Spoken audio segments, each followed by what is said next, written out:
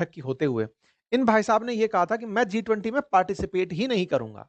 एक बात तो ये होती है कि साहब पुतिन साहब तो उस समय आ नहीं पाए थे, सैंक्शंस लगे हुए थे। डर था कि ये सब लोग बिरच जाएँगे इसलिए उनको नहीं बुलाया गया था।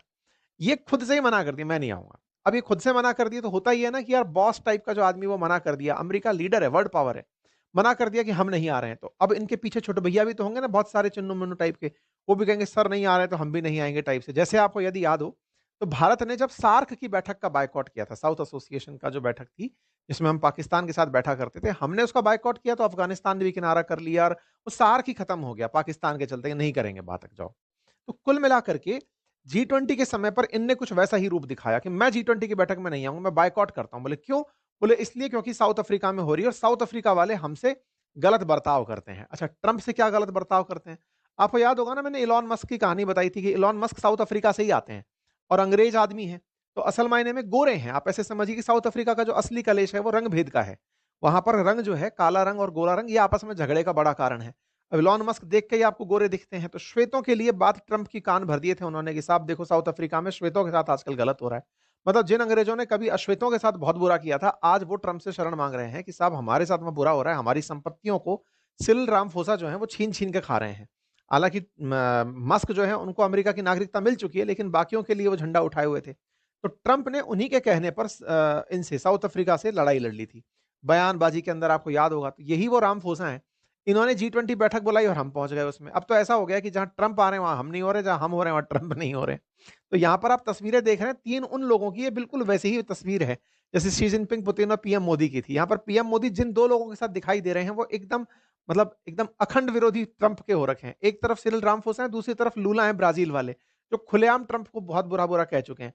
तो एक तरीके से अब ये साफ पता चल रहा है कि ट्रंप के विरोधी खेमे में लोग तिकड़ियों में आपस में मिल रहे हैं और ये जो तिकड़ियाँ हैं, ये तस्वीरें बन जा रही हैं। साउथ अफ्रीका, ब्राज़ील और प्रधानमंत्री भारत के, ये सब आपस में बैठ कर के बिल्कुल उसी तरह की केमिस्ट्री साझा करते हुए दिख रहे हैं, जैसे होता नहीं बैक बिचिंग कर रहे हैं कि हम भी पीड़ित हैं यार, उससे अब क्या करें, चल बात कर लेते हैं। बिल्कुल वैसे ही। एक तस्वीर बड़ी आइकॉनिक यहाँ पर और निकल कर आई और वो तस्वीर थी प्रधानमंत्री नरेंद्र मोदी की मार्क कार्नी के साथ होती हुई बातचीत। ऐसे ही एंथनी अल्बनीज़ के साथ होती हुई पीएम ऑस्ट्रेलिया के साथ बातचीत। इसमें इंटरेस्टिंग पार्ट क्या था, कनाडा के पीएम के साथ में प्रधानमंत्री की जो बातचीत थी, वो बहुत बड़ी सुर्खी बटोर गई। क्यों? क्योंकि आपको याद होगा ना, बाइडेन के प्यादे बने हुए घूमते थे ट्रूडो और ट्रूडो ने भारत के साथ में खूब पंगे ले लिए। ऐसा लगने लगा था कि कनाडा ना हुआ बल्कि दुनिया की वर्ल्ड पावर हो गया। आए दिन कनाडा भारत के साथ बवाल के चलते सुर्खियों में बना रहता था। मतलब ट्रंप से पहले ट्रूडो हुआ करते थे कि ट्रे नाम वालों में कोई दिक्कत है। ट्रूडो चले गए, उसके बाद ट्रंप छाए हुए हैं। तो ट्रूडो के जाने के बाद में कनाडा के अंदर जो नए प्रधानमंत्री आए हैं, उनके साथ भारत की जो ये केमिस्ट्री है, ये अखबारों ने तुरंत पकड़ ली कि अरे चलो यार, कम से कम कुछ तो बढ़िया हो रहा है। एक और इंटरेस्टिंग बात हुई, इन भाई साहब ने वो जो हथौड़ा है ना, वो हथौड़ा पकड़ाना था, वो नहीं पकड़ाया। किसको नहीं पकड़ाया? असल मायने में क्या, G20 की अगले साल जो बैठक है वो अमेरिका के अंदर मियामी के अंदर है। वहाँ पर ट्रंप अध्यक्षता करेंगे और ट्रंप ने इसकी, होता ये है कि ये जो घंटा सा है ना, ये जो हथौड़ा सा है, इस हथौड़े को लेना होता है G20 के प्रेसिडेंसी से अगले प्रेसिडेंट को ट्रांसफर करना होता है। अमेरिका की तरफ से कोई नहीं आया तो ये हथौड़ा खाली रह गया। तो आज कहानियाँ खूब सारी हैं, एक-एक करके सिलसिलेवार तरीके से सुना देते हैं आपको। आइए शुरू करते हैं।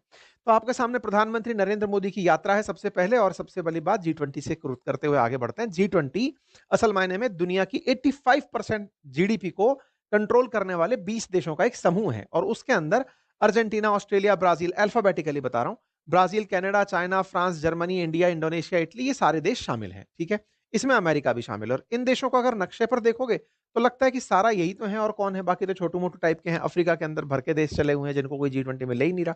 क्यों? क्योंकि यहां पर खेला किस बात का है, 85% जीडीपी का है।